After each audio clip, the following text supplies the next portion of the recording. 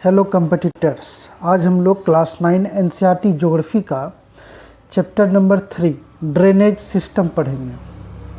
आज से स्टार्ट करेंगे पार्ट बाय पार्ट, 2-3 क्लास में इस चैप्टर को हम लोग फिनिश करेंगे। तो चलिए समझते हैं। The term drainage describes the river system of an area. जो एक ड्रेनेज टर्म है, इसका मतलब क्या होता है? इसका मतलब होता है कि किसी भी एरिया का एक रिवर सिस्टम, किसी भी एरिया में कौन कौन से रिवर जो है वो फ्लो हो रही है और उसका क्या कैरेक्टरिस्टिक्स है। Look at the physical map, you will notice that small streams flowing from different directions come together to form the main river, which ultimately drains into a large water body such as a lake or a sea or an ocean. अब देखते हैं, ये रहा हमारा physical map. तो ये देखिए अलग अलग डायरेक्शन से नदियाँ आ रही हैं, कुछ इधर से आ रही हैं, फिर इसमें भी अलग अलग डायरेक्शन से आ रही है, फिर ये सब मिल के जो है ये सारी नदियाँ मिल के एक नदी बनी। और ये रिवर जो है, और यही रिवर आगे जाके एक लार्ज वाटर बॉडी मतलब ओशन में या फिर सी में मिल जाती, जैसे यहाँ पे बे ऑफ बंगाल में मिल जाएगी। ठीक है, तो हम लोग आगे देखते हैं। The area drained by a single river system is called a drainage basin. तो ड्रेनेज बेसिन का मतलब क्या हुआ? ड्रेनेज बेसिन का मतलब हुआ कि एक एरिया जिसको कि एक सिंगल रिवर ड्रेन कर रही है, कोई एरिया मान लेते हैं जो सिंगल रिवर से ड्रेन हो रही है, तो उसको हम लोग ड्रेनेज बेसिन कहते हैं। जैसे ये गंगा नदी है, ये गंगा रिवर है, ये गंगा रिवर है। ठीक है, तो ये गंगा रिवर है और ये घाघरा रिवर है, ये आपका गंडक रिवर हो गया। तो चलिए गंगा रिवर, अब इसके इधर दोनों साइड जो है इसका ड्रेनेज पैटर्न जो है, इसके दोनों साइड है, इसके दोनों साइड जो एरिया है ये इससे आच्छादित हो रही होगी, मतलब फल फूल रही होगी इसके पानी के कारण। यहाँ पे एग्रीकल्चर हो रहा है और भी बहुत सारी चीज़ें यहाँ पे हो रही हैं। तो ये हो गया आपका गंगा बेसिन। ठीक है, अगर घाघरा बेसिन कहेंगे तो मतलब घाघरा के दोनों साइड वाला एरिया। अगर हम लोग गंडक बेसिन कहेंगे तो कहीं गंडक नदी के किनारे जो बसा हुआ है दोनों साइड प्लेन एरिया, वो हो गया गंडक बेसिन। इसी तरह से आगे कोसी बेसिन है, फिर इंडस बेसिन है, ब्रह्मपुत्रा बेसिन है। A closer observation on a map will indicate that any elevated area such as mountain or an upland separates two drainage basins. Such an upland is known as water divide.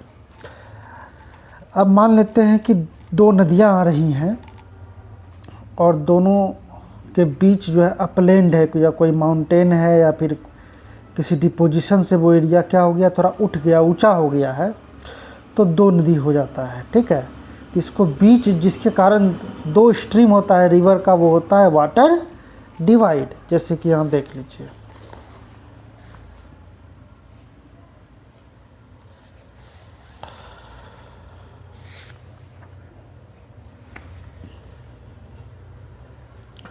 ये गंगा के origin, ये गंगोत्री से निकल रही है। देखिए दो, एक भागीरथी है और एक अलकनंदा है। तो ये दोनों जो है इस नदी आ रही है, लेकिन यहाँ पे आके मिल रही है। यहाँ पे दोनों अलग है, मतलब बीच में क्या है, माउंटेन है। तो ये माउंटेन क्या हो गया, अपलैंड हो गया। अपलैंड को ही हम लोग क्या कहते हैं, वाटर डिवाइड। इसने दो वाटर बॉडी को डिवाइड किए हुए हैं। ठीक है, और जैसे ही ये अपलैंड थोड़ा सा ख़त्म होता है और यहाँ देखिए ये दोनों मिल के गंगा हो गई। ठीक है, उसी तरह देखिए यमुना भी आसपास से ही निकलती है, लेकिन इसके पैरेलल फ्लो हो रही है और यहाँ पे आके मिल रही है। तो इसका मतलब इस बीच में क्या है, अपलैंड होगा, डिपोजिशन से अपलैंड हो गया, थोड़ा यहाँ के एरिया ऊंचा हो गया है, तो वो एरिया क्या हो गया, वाटर डिवाइड हो गया। ठीक है, अब हम लोग देखते हैं। The world's largest drainage basin is of the Amazon river. तो सबसे लार्जेस्ट ड्रेनेज बेसिन किस रिवर का है, अमेजन रिवर का है। अमेजन रिवर कहाँ है? तो अमेजन रिवर आपका है कहाँ पे बताइए? साउथ अमेरिका में है। Very good. अब हम लोग देखते हैं which river has the largest basin India. India में किस रिवर का लार्जेस्ट बेसिन है? तो वो है गंगा। सबसे लंबी नदी इंडिया की गंगा है, तो गंगा ही हो गई। The drainage system of India are mainly controlled by the broad relief features of the subcontinent. Accordingly, the Indian rivers are divided into two major groups.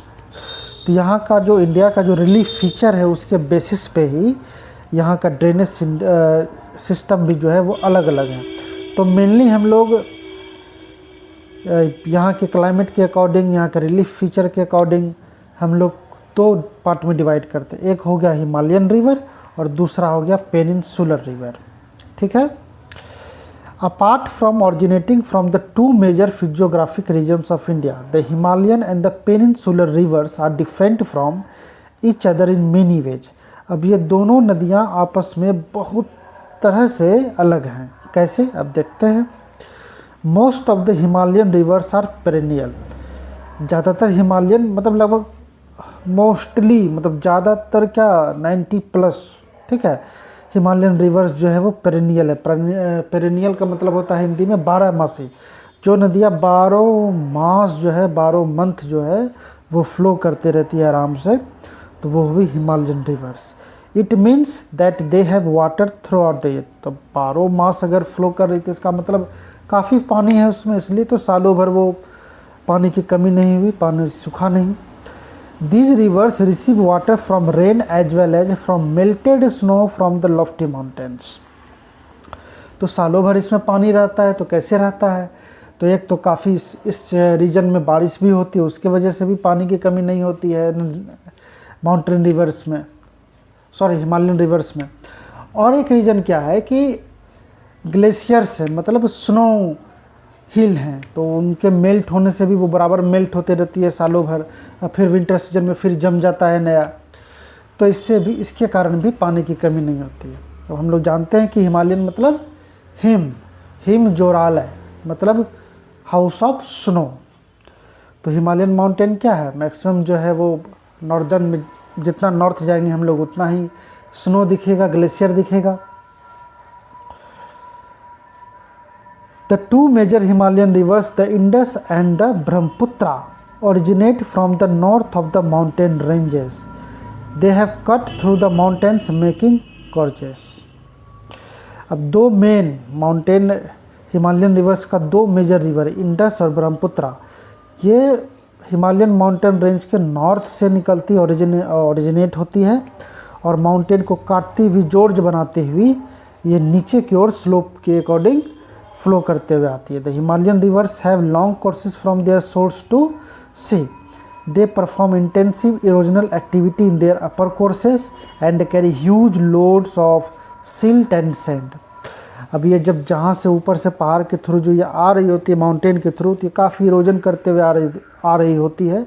और इरोजन में क्या, वही पत्थर का छोटा छोटा टुकड़ा लेते हुए आती है, तो वो नीचे जब आती है तो वो जमा हो जाता है, सैंड बन जाता है, फिर वही सॉइल बनता है। In the middle and the lower courses, these rivers form meanders, oxbow lakes and many other depositional features. और जब ये अपने लोअर एरिया में आती है, लोअर कोर्स में आती है, जब इसका फ्लो काफ़ी धीमा हो जाता है और एरिया जो है वो प्लेन हो जाता है, तो ये meanders बनाती है, oxbow lake बनाती है और भी बहुत सारा depositional feature बनाती है। अब हम लोग समझेंगे दे आल्सो है वेल डेवलप्ड डेल्टाज, और डेल्टाज भी बनाती है। तो ये देखिए एक रिवर सिस्टम दिया हुआ है, एक रिवर का यहाँ ओरिजिन है, यहाँ से मान लीजिए कहीं से ये निकली ओरिजिन हुई, और ये देखिए ये माउंटेन को बीच में से काटते हुए इरोजन करते हुए ये जितना नीचे आई उतना ये देखिए इस शेप में सांप के तरह ये फ्लो कर रही है। ठीक है, उतना ये जो सांप के तरह जो शेप है इस तरह से, इसको ही हम लोग मींडर कहते हैं। तो ये आप देख पा रहे हो कि जितना ये नीचे की तरफ लोअर कोर्स में आई है उतना ज़्यादा मींडर बन रहा है। और इसी मींडर में क्या होता है कि इरोजन होते होते और डिपोजिशन होते होते ऑक्सबो लेक बन जाता है। ऑक्सबो लेक कैसे बनता है ये समझते हैं। जैसे ये देखिए यहाँ पे ये ऐसे करके ये मींडर है, तो ये जो मींडर है, अब मान लेते हैं क्या ये यहाँ से पानी ऐसे मुड़ी, यहाँ से मुड़ी, तो यहाँ पे हो सकता है यहाँ जो अपलैंड है ये यहाँ पे कट करते जा रही होगी through out the year, erosion होते जा रहा होगा। अपने साथ जो ये लेके आ रही है, मान लेते हैं कि यहाँ पे जमा होते गया, यहाँ पे इरोजन होते गया। तो ये इरोजन कटते कटते कटते कटते कटते क्या होगा, ये एक दिन यहाँ सट जाएगा। और इसमें जब ये सट जाएगा तो ये बस इधर तो डिपोजिशन हो रहा था तो ये ऊंचा हो गया। तो अब नदियाँ भी एक आसान रास्ता चुनेगी, तो ये ऐसे करके नहीं, ये सीधे यहीं से ऐसे करके बहने लगती है। तो ये तो कट के अलग हो गया, तो यही हो गया ऑक्सबो लेक। देखिए यहाँ पे अलग हो गया है, ठीक है। मैं इसका आपको एक्सपेरिमेंट से भी समझाता हूँ।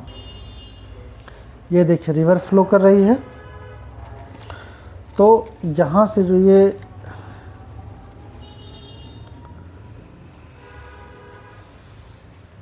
ठीक है,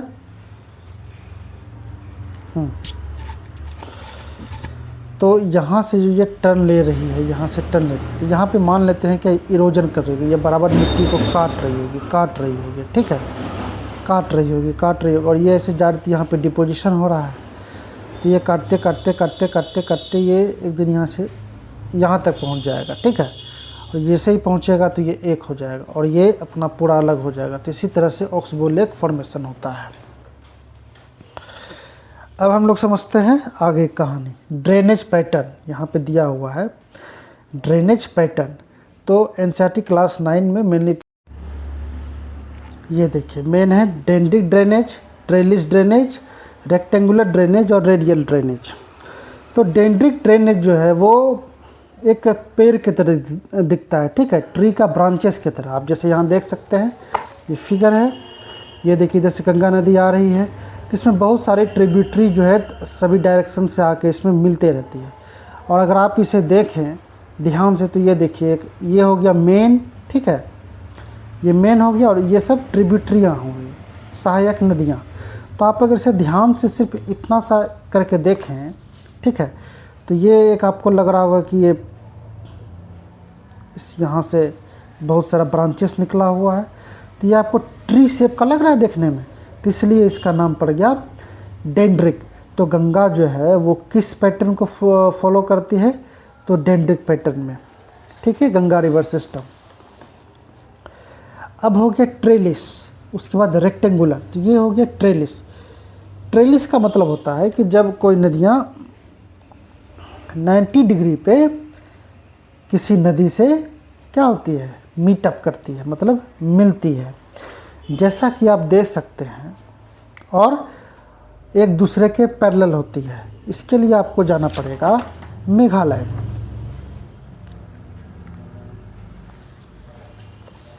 ये देखिए ये हो गया आपका मेन रिवर ब्रह्मपुत्रा रिवर, ये आपका हो गया सुबनसिरी, ये हो गया दिहांग, ठीक है। तो ये देखिए एक तो सुबनसिरी भी आके यहाँ पे 90 डिग्री पे मिल रही है इससे लगभग अप्रॉक्स ब्रह्मपुत्रा रिवर से। और इसमें भी देखिए एक कौन सा रिवर है ये, एक मिनट, कमला रिवर है, ठीक है। ये कमला रिवर भी देखिए सुबनसिरी में क्या है 90 डिग्री पे मीट कर रही है, तो ये हो गया आपका ट्रेलिस। और ये देखिए ये दोनों पैरेलल है और इसकी जो ट्रिब्यूटरी है वो 90 डिग्री पे से मीट हो रही है, तो इसको ही कहते हैं ट्रेलिस पैटर्न। अब है हमारा रेक्टेंगुलर पैटर्न। जब कोई नदी 90 डिग्री पे बेंड होती है और आकर के किसी रिवर से मिलती है और एक रेक्टेंगुलर टाइप का वो फीचर या वो शेप बनाती है, तो उसको हम लोग कहते हैं रेक्टेंगुलर। जैसे कि आप इसमें देख सकते हैं कोसी रिवर जो है सबसे बेहतरीन एग्जाम्पल है इसका। ये देखिए ये कोसी रिवर है, ये हुआ और यहाँ पे ये देखिए अचानक से 90 डिग्री का बेंड ले लिया और यहाँ पे आके ये गंगा रिवर से मिल रही है।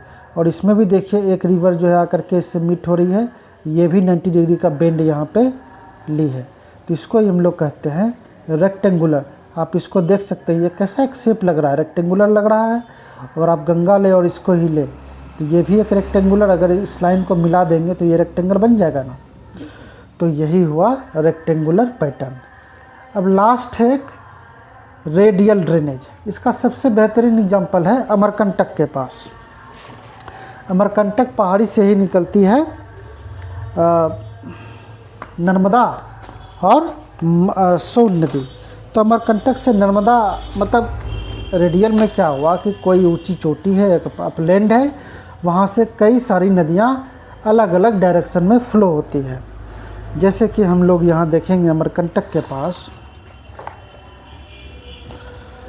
यहाँ पे अमरकंटक है, तो एक नर्मदा इधर चली गई, सोन है इधर आके इसमें मिलने लगी, और इधर महानदी चली गई। एक पॉइंट से 3-4 नदी अलग अलग डायरेक्शन में, जिसको हम लोग कहते हैं रेडियल पैटर्न।